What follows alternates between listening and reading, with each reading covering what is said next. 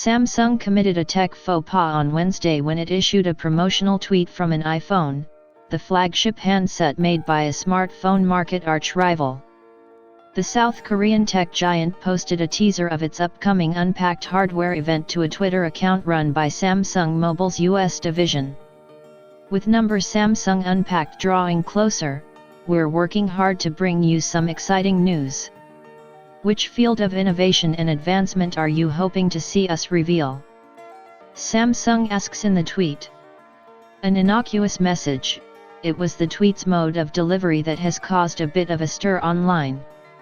Whoever posted the short missive to Samsung's account used an iPhone, an almost unforgivable offense in the eyes of die-hard fans. Brand ambassadors for a number of large smartphone makers have been caught touting products and services from iPhone on multiple occasions, but slip-ups from company officials are a rarity.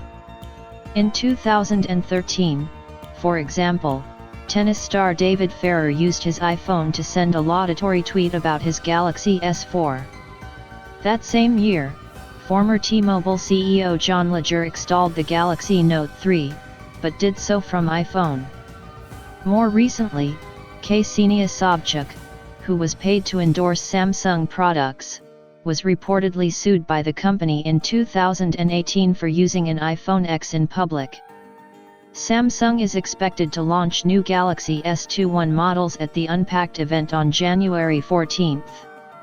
The high-end smartphones are predicted to include 6.7-inch and 6.8-inch OLED displays, S Pen support, Qualcomm Snapdragon 888 SoC or Samsung's Exynos 2100 SoCs and other premium components in a bid to compete with Apple's iPhone 12 series.